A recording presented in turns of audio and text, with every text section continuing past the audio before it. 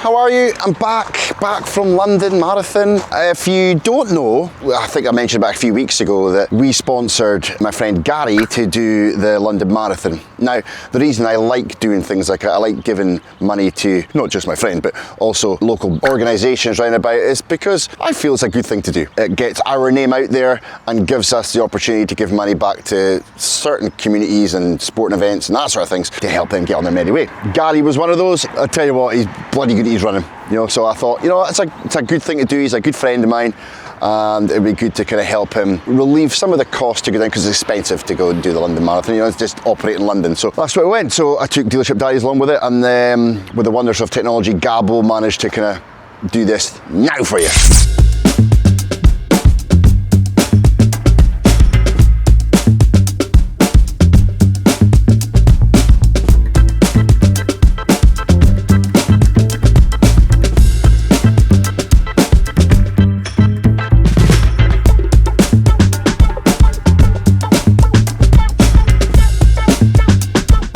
How you feeling? Good.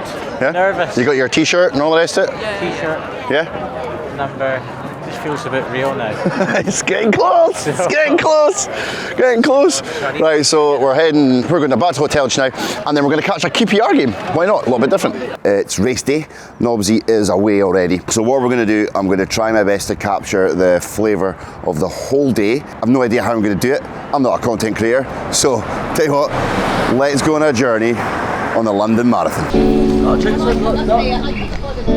That's the biggest duck doves. Is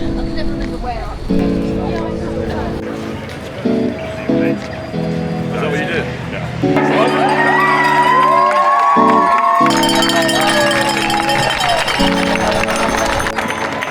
So, we've made up camp at Catty Sark.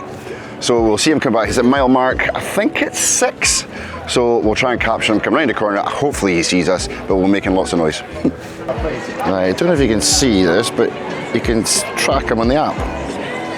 Look at this. So we're at mile mark 6. We're over here by the Catty Sark. And we're tracking him all the way down. So he's got to go all the way down there. And where we are. Over here. Here's the elite runners.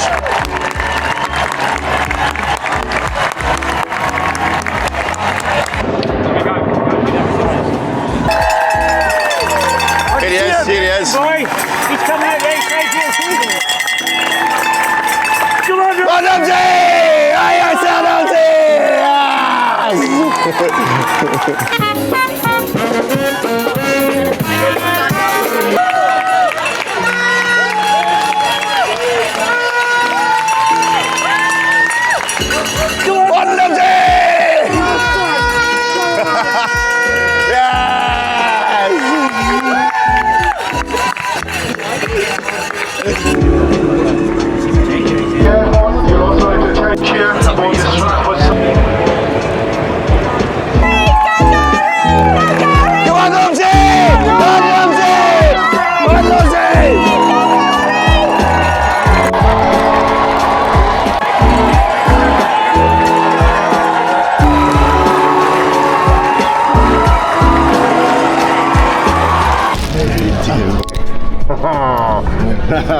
How you feeling? Thank you. You look a broken man at that end bit there. Did you hear that at the end? We saw you at mile 25. Did you? Yeah. Wouldn't have been a pretty sight, was it? No. I went off far too soon. Got involved with high fives and that was Loving life. Yeah, loving life. We've got a great video of the high fives, so don't you worry about that. I was really enjoying it, and then It was funny, yeah, like your mile 6, you're like, yes! Your mile kind of 15, you're like, yes! Yeah. Mile 25, like, nah. My dad texted me and it showed that you were on course for 2:35 on the app. Right. And then when I looked again, it was like 2:38, and I was like, oh, it's slowed up a wee bit. it's a PB by like 2 minutes. Morning guys, it's Monday. I'm sitting in Volkswagen Passat. The car is sold. I'm going to do the full decontamination outside, full valet inside. It was a good weekend. I was in the mountain as usual.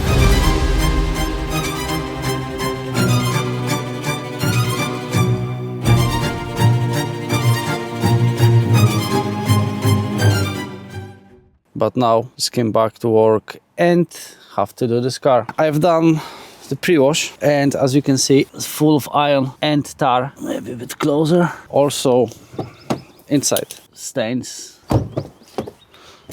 It's not bad, but need attention, and the boot is a nightmare. It will be a challenge. Someone had very dirty dog. Tar and glue remover first.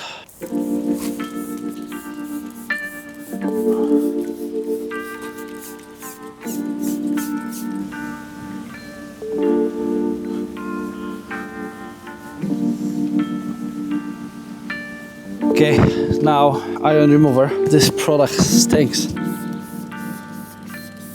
I think that car will be pink. Yeah, you will see the final effect. The car will be much brighter, full of iron. Show something else. Have a look on the rear bumper. The white car is not as white as should be because of this yellow sticky iron stuff. Jake's working hard today.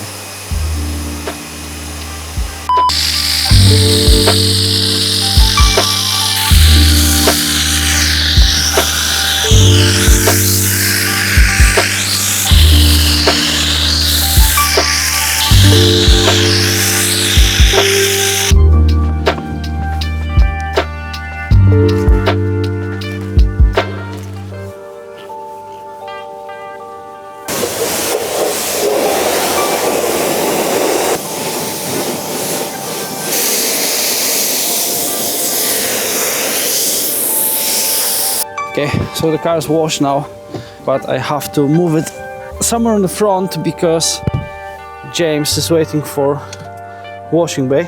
We have new car on the stock. I'm going to dry this car, dry it off, and I'm having my breakfast because I'm starving.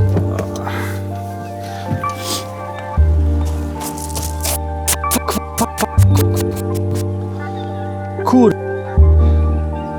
So the Passat has no automatic handbrake.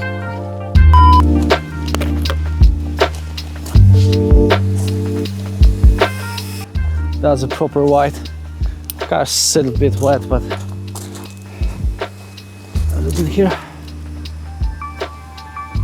No tar, no iron. Looks very nice and fresh. So I'm happy. Having breakfast now and come back soon. Polestar. So British car auctions, when we bought this car, I bought it as a grade 1, right? It's a beautiful car, by the way, but they never told me about this, right? I'm really disappointed. So I bought it as a grade 1, knowing that the car is absolutely spotless. It's from my brother, I want to make sure it's right, but yeah, it arrives in like this. Look, it's not a big thing at the end of the day, because I'm just going to get out involved just now to figure out how much this part is going to cost, because it looks like it clips on somehow and splits in the middle there, right? Still, really frustrating. So I'm going to take a little drive because I want to get it out to him tomorrow. Whether I'm going to get that fixed, I don't know, but at least I can know what the price of the part is, and then I can tell my brother, you know, get fixed down there or whatever, you know, and I'll speak to BCA, see if I can get some sort of compensation from them. That'll be a challenge anyway, because they never mentioned it at all. It's in their photographs, right? So they took the photographs like that, right, of this side, and you can see, if you zoom in, you can see that there. But on their report, which is called the assured report, there was nothing on there at all. The only advisory they put, the fact that the roof was dirty, and they kind of a photo like that of the roof. You know, and I'm like, what's the buyer advisory? The fact that, because it is, I wouldn't say it's massively dirty. You know, it's not like any other used car. We've seen worse, to be fair, but still a little bit frustrating. Okay, so I am currently in, well, was MJ's office, logging some service history at the moment. Now, don't get me wrong, it's not difficult. It's just, it can be fairly time consuming depending on how many cars you've got in. I mean, doing service history straight after, like say 3 cars come in, wash, plate, photo, upload, say they're all digital service records, say they're all Audis, Volkswagens, whatever. That's fine because there's only 3 of them. If it's not too pressing a day, you've got a wee bit of time to sit down, do a bit of data logging and things like that.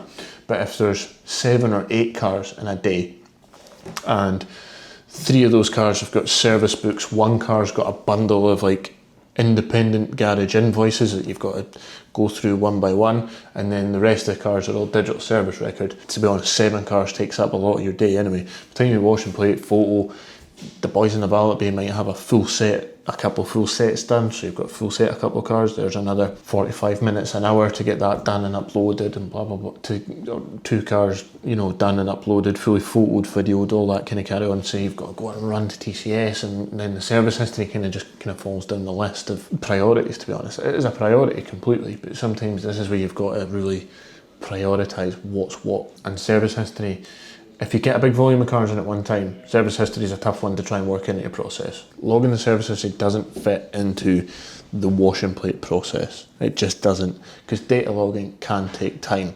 I've just finished driver area. It's good, nice and clean. I hover the carpet in here, back seat as well, but that's bigger job. First, the most important thing is to hover it.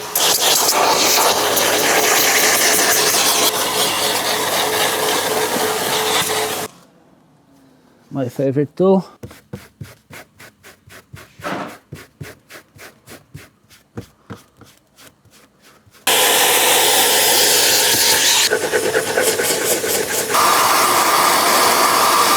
So I think the difference is visible.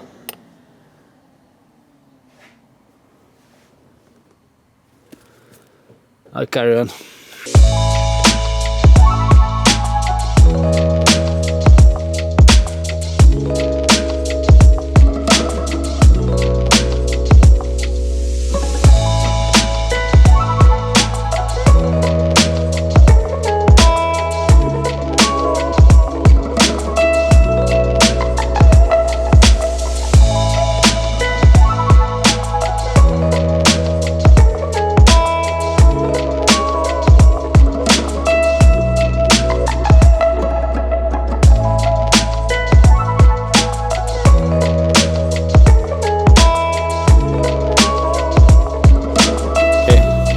It's ready.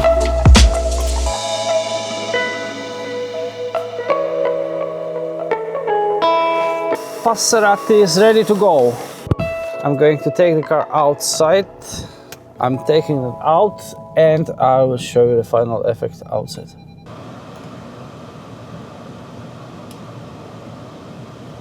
Oh! Taking the rubbish out of the car. So that's the final effect. The car is white, that's the most important. It's not yellow now. Let's check the boot. Ta-da! Nice and clean, no mess anymore. Seats are wet, so I'm leaving the car to dry. And see you later, I think. Good job, happy. It took 6 hours. Oh, you're a bit close. Hold on, let me move this back a little bit. Yeah, that's better. Hi, good morning, how are you? It is Thursday today. Sunshine! Bit of a busy day today. So we got these 2 reprobates in today. Yeah. It's very good to come from you. So, as you can see, not a stitch of a hair between the 3 of us. Yes, It's my brother Curtis, it's my dad, and obviously I got the good looking jeans. He says that as he walks away. He's picking up his new Polestar today. We're taking this into stock. So he's buying a Polestar. Remember we talked about the Polestar? Come on, let's go and have a little look at this Polestar again because it's really nice. You excited, Curtis? Yeah, very excited. Yeah, good. Good. He's excited. Damian's flat out. He's that excited. Fuck, I don't know what racket's in here. He's that excited that he's turned up early. So we're just finishing off the last little touches of this Polestar. I'm going to say, of this car, I almost an absolute racket here. I was say the value for money in terms of that car. Let's see what we paid. I think we paid, what was it? 18 grand for a 23 plate car with 50,000 miles. And the spec that's on that is incredible. Right, let me go sort out my brother and get him to France. Damian, you idiot. You didn't press record.